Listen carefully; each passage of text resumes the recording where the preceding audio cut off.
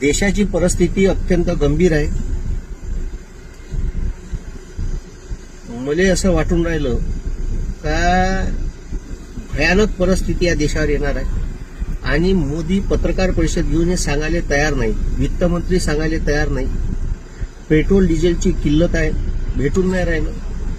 शेतकऱ्याला ट्रॅक्टर वावरात राहते, तो 10-12 किलोमीटरवरून आणू शकत नाही, त्याला ड्रम मध्ये ठीक आहे डिझेल द्यायला सरकार तयार नाही आहे. अबे शेतकऱ्याला नाही दिलं तर 2 वेळचं खाले कसं भेटेल.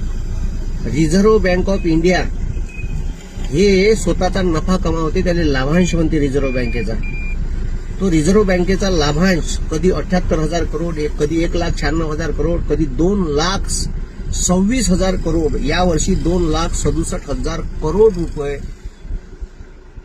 कोणाचं सरकार, तर मोदीचं सरकार वापरत आहे. आता तुम्ही विचार करा, रिझर्व्ह बँकेचा रिझर्व्ह फंड जर एखादी बँक डुबीत गेली, काही गेली, तर तिले बेलआउट पॅकेज द्यासाठी असते.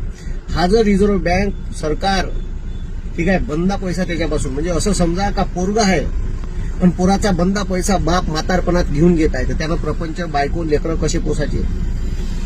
उद्या जर कमी जास्त झालं काही त्याच्या पोराले, तर त्यानं कुठून पैसे आणायचे. आणि इकडे त्या पोट्ट्याचे पैसे बाप उडवत आहे. हे परिस्थिती देशावर आहे. हे मी नाही सांगून राहिलो, आरबीआयचा डाटा आहे हा. भारत सरकारनं ठीक आहे 2,37,000 करोड, 2,68,000 करोड असे पैसे मागच्या 3 वर्षात 2 लाखाच्या वर, 2 लाख करोडच्या वर पैसे उचलून राहिले. रिझर्व्ह बँकेचा लाभांश ठीक आहे वापरायला घेऊन राहिले आणि वापर द्यायचं नाव नाही आहे. अशानं देशावर वाईट परिस्थिती येईन. एखाद्या वेळेस बँका डुबल्या, काही झालं, देशावर जर अशी कोरोनासारखी परिस्थिती आली तर आपल्यापाशी काहीच नाही राहणार. मोदी उठून पळन. तुम्हाला सांगतो ते पहिलेच भेकाड आहे. भेकाड आहे म्हणजे फाटू आहे, उठून पळते. समजलं का? ते तुम्ही समजून घ्या. मी कामून राहिलो, आता तरी जागे व्हा. त्याच्यावर आवाज उठवा लागल, नाही तर मरान. मी एकट्यानं बोमलल्यानं होणार नाही, सर्वांना बोमललं पाहिजे.